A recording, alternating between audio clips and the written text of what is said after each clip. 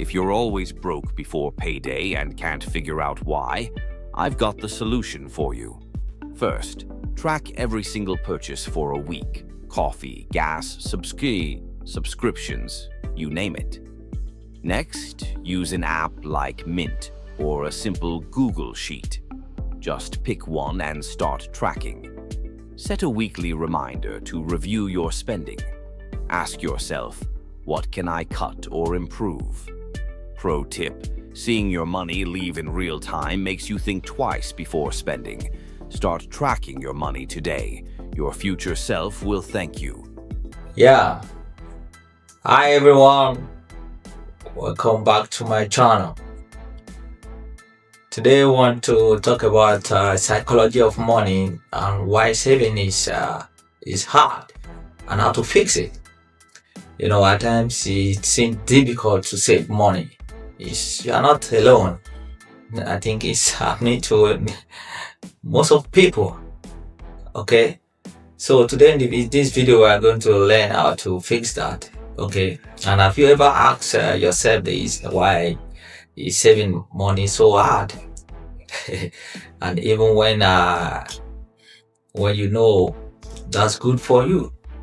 Okay, so when I know it's good for me, when you know it's good for you, so why is it so hard for us to save money? Okay, so you are not alone, and most people struggle to save, and not because they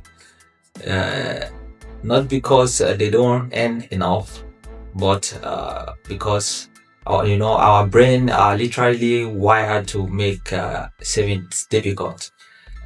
Okay, and today I'm going to break down the psychology of money, why saving feels painful and why spending feels so good, and most importantly how you can rewrite your habit to build wealth without constantly fighting yourself, right? So let's move on. Let's talk about the psychology behind savings. Okay, and don't forget to like, comment and share, and if you are yet to subscribe, you can just do so and subscribe to my channel. Okay, so let's talk about the psychology behind the savings. We have instant gratification versus delayed reward. Our brain evolved to prioritize immediate survival. Okay, and thousands of years ago, food now was better than food later. Okay, so and that same writing makes spending today feel rewarding, while savings for a future you feel boring and abstract. The money you save feel abstract, you don't feel it, but the one you spend on yourself, maybe you buy clothes, you get some luxury stuff on vacation and other stuff, so you feel it. Okay, but the one you save, it seems abstract, you don't really see it. So our brain is wired like that. Okay, so let's talk about dopamine and spending.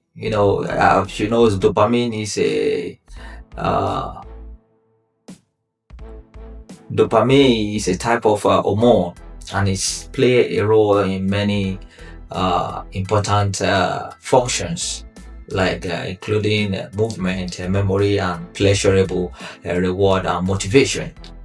So for example, every purchase, new shoes, gadget, and even your daily coffee releases dopamine, because you feel pleasure anytime you spend on yourself, you feel it. And saving doesn't release dopamine in the same way, because you don't see or feel the reward immediately. That is it. Okay, so let's talk about present bias. Psychologists call this present bias. We value today comfort more than tomorrow's security. So some people will say, okay, nobody knows tomorrow, so what you have today, you just spend it. Okay, and this is why so many people say I will start saving when I make more money. I believe you said that as well.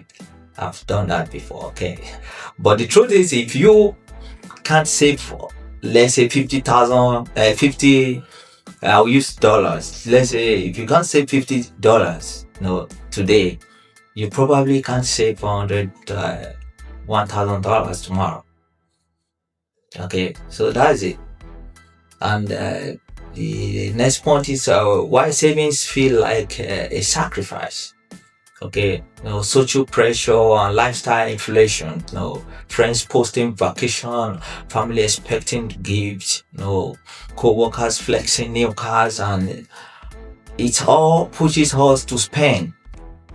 Okay, even if you are saving, you will feel like, oh, why am I saving this? Let me just spend. See, this person is doing this. You see this new car, why can't I do it as well? Okay, and as income grows, expenses grow, to keep up, and that's lifestyle inflation. Some people, when you have a raise in your income, they will have to raise their living standard. Meanwhile, it doesn't have to be so. You can just maintain your low key, then you build your wealth, then from there you can move to anywhere you want to move to. Okay, so let's talk about lack of immediate feedback. If you spend $50 today, you see the product, right, and you feel good by yourself.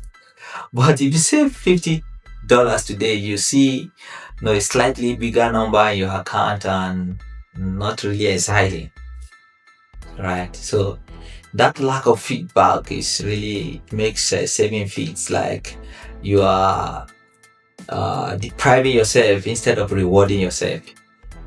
Okay, so that's it. So let's talk about how to trick your brain into savings. Number one is automate everything. Just automate everything.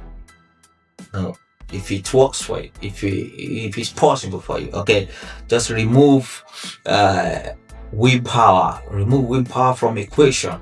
Set up automatic transfer.